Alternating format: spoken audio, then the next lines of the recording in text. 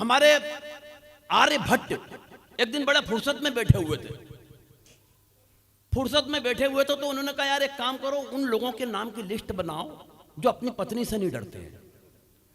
और उसी दिन भाई साहब उन्होंने शून्य का आविष्कार किया। महिलाएं अपने पति को भगवान की तरह पूजती हैं, मगर मजाल को उस भगवान को कोई दूसरा पूज ले, उसकी आरती उतार देती हैं सर। अभी मुझसे रोहित भाई पूछ रहे थे यार गोविंद भैया पत्नी इज्जत नहीं करती, क्या कारण है? मैंने कहा यार रोहित ये तो नहीं मालूम कि क्या कारण है, मगर ये बात तूने मुझसे पूछकर जो मुझे इज्जत दी है,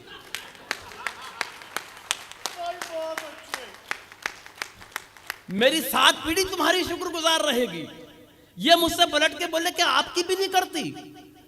सर जो जवाब दिया है थोड़ा बारीक है, इंटरनेशनल जवाब है, लेकिन अगर जवाब आप तक पहुंच गया तो मुझे यह बताने की आवश्यकता न पड़े कि मैं कहां पर खड़ा हूं, पावर ग्रिड में हूं। बोले कि आपकी भी नहीं करती। मैंने कहा रोहित भाई एक बात ध्यान रखना, हिंदुस्तान में अगर रुपए का मूल्य गिरता है तो उसकी गिरावट हर प्रांत में अलग अलग नहीं होती। तालियां थोड़ी कम है आपकी। ये मुझसे फिर पलट के बोले भाई साहब क्यों नहीं करती? मैंने कहा एक बात ध्यान रखना रोहित बाबू, जब कोई लड़की मायके से विदा होकर ससुराल आती है, अपने पिताजी को छोड़ के आती है, बदले में ससुर साहब मिलते हैं। माँ को छोड़ के आती है, बदले में सासू माँ मिलती है। बहन को छोड़ के आती है, बदले में ननद मिलती है। भाई को छोड़ के आती है, बदले में देवर मिलता है। मगर ऐसा क्या छोड़ा कि तुम और में पल्ले पड़े? बोले भाई साहब ऐसा तो कुछ भी नहीं छोड़ा। मैंने कहा फिर एक बात समझ लो भाई, जो चीज फोकट में मिली है उसकी इज्जत कौन कर रहा है यार? इधर के लोगों की ताली थोड़ी कम बज रही है, मेरा आपकी भी चाहता हूं। हालांकि सर एक बात फिर बता रहा हूं कि मुझे पत्नियों पे कविता वो लिखते हैं जो कुंठित होते हैं, जिनकी अपनी अंडरस्टैंडिंग पत्नी से ठीक नहीं होती। अंडरस्टैंडिंग के मामले में मैं और मेरी पत्नी लाजवाब। क्या अंडरस्टैंडिंग है हम दोनों की? सर 27 साल हो गए शादी को, लेकिन 27 साल की शादी की जिंदगी में उसने मुझसे कभी गंवार, मूर्ख, बेवकूफ, नालायक, पाजी, गधा, जाहिल ऐसे किसी शब्द का इस्तेमाल नहीं किया। कारण अंडरस्टैंडिंग इतनी कमाल की है, इतनी कमाल की है कि बस वो नजर भर देखती है और मैं समझ जाता हूं वो इनमें से क्या कह रही है।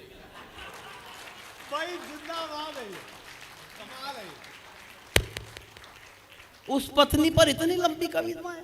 पत्नी का मतलब ही हिंदी में ये होता है जो पति पर तनी रहे, वो पत्नी। अंग्रेजी में बोलो तो wife, WIFE, without information fighting every time. उस पत्नी पर कविता यार। मुझे तो भगवान कसम जब ये पत्नी शब्द भी कर रहे थे ना इस्तेमाल, तो मुझे पूरे शरीर में कपकपी और झुरझुरी आ रही थी, सनसनी हो रही थी। मुझे 27 बरस पहले का वो दृश्य याद आ रहा था जब 7 फेरों के वक्त पंडित जी ने मुझसे कहा बेटा ये सिंदूर की डिब्बी लो, इसे खोलो और इसकी मांग भरो। आज जब वो दृश्य कल्पना में आता है ना सर, तो ऐसा लगता है कि वो मांग नहीं थी, वो दरअसल नक्सलियों की एक सुरंग थी। तालियां तो इस बात पर बजाना कि सुरंग भी वो वाली थी जिसमें मैंने अपने हाथों से बारूद बिछाई है।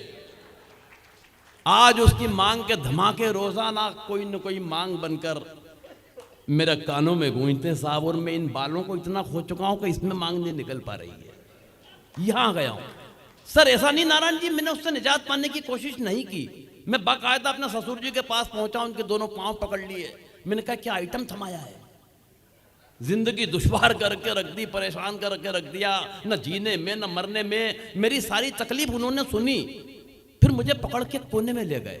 और कोने में ले जाने के बाद जो एक पंक्ति उन्होंने बोली साहब, वो सुनने के बाद मैं अपना सारा दुख, दर्द, तकलीफ, कष्ट, वेदना, यातना सब भूल गया और मुझे उनसे सिंपैथी हो गई। वो मुझे कोने में ले जाके बोले बेटा मेरी सोच, मेरे पास तो इसकी भी माँ है। तालियां फिर कम बजा रहे हैं आप, थोड़ा इधर की भी चाहिए मुझे। तो सर तो हम तो उसमें भी उलझे हुए हैं, लेकिन जैसा कि मेरे भाई ने बताया पत्नी पत्नी होती है, उसी से घर होता है। शहरों में खो जाने वालों सुख हो, छोटे गांव बड़े हैं। शहरों में खो जाने वालों सुख हो, छोटे गांव बड़े हैं, ऊंचे ऊंचे बरगद सारे लिए जमी पर छांव खड़े हैं, और उसी रोज से खुले हुए हैं जन्नत के सारे दरवाजे, घर के दरवाजे पे जब से ग्रह लक्ष्मी के पांव पड़े हैं। तो हम तो आज अगर यहाँ हैं तो उसी के हवाले घर करके आए हैं निश्चित रूप से, और हम जानते हैं कि वो सब सफल होगा। वक्त की कमी है, मैंने आपसे जुड़ने जुड़ाने की बात की, ये मेरा विषय नहीं था। मैं जिस विषय पर हूँ, जैसा कि मेरे भाई ने बताया कि मैं व्यंग्यकार हूँ, मैं एक आध दो उदाहरण व्यंग्य के दूंगा आपको, और ये कोशिश करूंगा जानने की कि आप व्यंग्य समझ पा रहे हैं। अगर आप समझेंगे तो फिर मजा आएगा। एक उदाहरण दे रहा हूं। पहला, एक सब्जी वाले को जब ग्राहक ने देखा कि 20-25 मिनट से सब्जी पे पानी छीटे ही जा रहा है, तो उस ग्राहक के अंदर का व्यंग्यकार जागा। वो सब्जी वाले से बोला, भाई साहब भिंडी को होश आ गया हो तो आधा किलो तोल दो। कोई बात नहीं, मैं दूसरा इस्तेमाल करूंगा, शायद वो पहुंचे आप तक। एक 85 साल के बुजुर्ग को फोन आया कि हमारी फला फला कंपनी के शेयर खरीद लो। बेटा अब तो खाने का ही वक्त हो गया, तू अब चाय पे चाय क्यों ला रहा है राजा? चाय वाले से कुछ कह भी नहीं सकते। मत कहो। हाँ हाँ, प्रोटोकॉल है। प्रोटोकॉल है इसीलिए। हाँ बेटा हो गया, बेटा बस 5 मिनट बैठ जा बेटा। राजा आजा। वो अपनी बॉस की सुनेगा आपके। बस 10 मिनट बाद हम तेरे पास ही आ रहे हैं भाई। सर ध्यान से सुनना, दूसरी बात बता रहा हूं। 85 साल के बुजुर्ग को फोन आया कि हमारी फला फला कंपनी के शेयर खरीद लो। 85 साल के, 2 महीने में पकते ही पैसे 3 गुने हो जाएंगे। वो बुजुर्ग बोले, बेटा मैं उम्र के उस पड़ाव पर हूं कि केले तक कच्चे नहीं खरीदता। यार मुझे अभी भी नहीं लग रहा है कि मैं पावर ग्रिड में खड़ा हुआ हूं। सर व्यंग्य की आवश्यकता कब लगती है?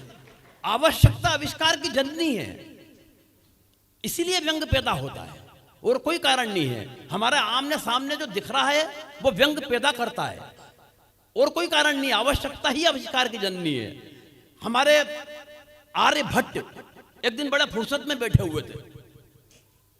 तो उन्होंने कहा, यार एक काम करो, उन लोगों के नाम की लिस्ट बनाओ जो अपनी पत्नी से नहीं डरते हैं। और उसी दिन भाई साहब उन्होंने शून्य का आविष्कार किया।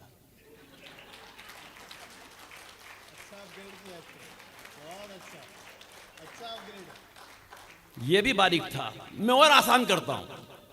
मैं नहीं समझ पा रहा हूं कि आप क्यों नहीं समझ पा रहे हैं, लेकिन मैं और आसान करता हूं। नमस्कार। हाँ, एक आखिरी उदाहरण है ये, इसके बाद फिर कोई उदाहरण नहीं दूंगा। मगर ये भी नहीं समझोगे तो दुनिया की कोई ताकत नहीं समझा पाएगी। हमारे एक बड़े व्यंग्यकार हुए हरिशंकर जी परसाई, सुना होगा नाम किसी ने तो। क्या प्यारी बात कही उन्होंने। एक पेड़ पर उल्लू बहुत बैठते थे सर। पेड़ रात दिन उल्लुओं से परेशान कि इन उल्लुओं से कब छुटकारा मिलेगा। एक दिन वो पेड़ कट गया तो पेड़ बड़ा खुश हुआ कि चलो उल्लुओं से छुटकारा मिला। बाद में उस कटे हुए पेड़ की जो लकड़ियां थी उसकी संसद भवन की कुर्सियां बना दी गई।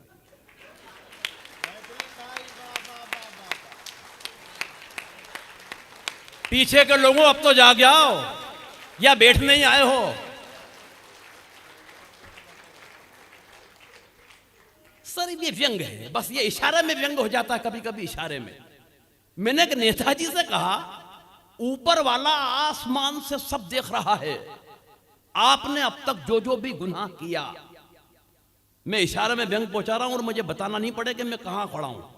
मैंने एक नेताजी से कहा, ऊपर वाला आसमान से सब देख रहा है, आपने अब तक जो जो भी गुनाह किया। नेताजी ने धीरे से अपना मुंह ऊपर उठाया और आसमान पे थूक दिया। दोस्तों, आदमी काटता वही है, बोता जो बीज है। और अगली पंक्ति पे सिर्फ वो लोग ताली बजाना जो छठी क्लास से ऊपर पड़े हुए हों। लॉजिकली बता रहा हूं दोस्तों, आदमी काटता वही है, बोता जो बीज है। काश नेताजी छठी क्लास भी पढ़े होते तो समझ जाते गुरुत्वाकर्षण का नियम भी कोई चीज है। बस ये व्यंग है।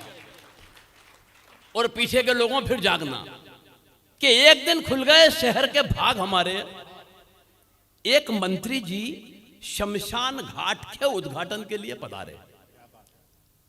व्यंग की दूसरी पंक्ति पकड़ लो तो मुझे भी महसूस करवाना कि आप अच्छी तरीके से ही सुन रहे हैं। एक दिन खुल गए शहर के भाग हमारे, एक मंत्री जी शमशान घाट के उद्घाटन के लिए पधारे। उद्घाटन की पहली रस्म पूरी कराई गई। एक जलते हुए मुर्दे को बुझाकर मंत्री जी के हाथ से अग्नि दिलाई गई। ये आग मैं जब तक भी लगा सकता हूं जब तक सब मिलकर नहीं बजा लो। मैं मुर्दे को झुलस भी सकता हूं। एक जलते हुए मुर्दे को बुझाकर मंत्री जी के हाथ से अग्नि दिलाई गई। इस घटना से कम एक बात का तो पता चलता है कि आदमी का नसीब खराब हो तो वो मरने के बाद भी भुगतता है।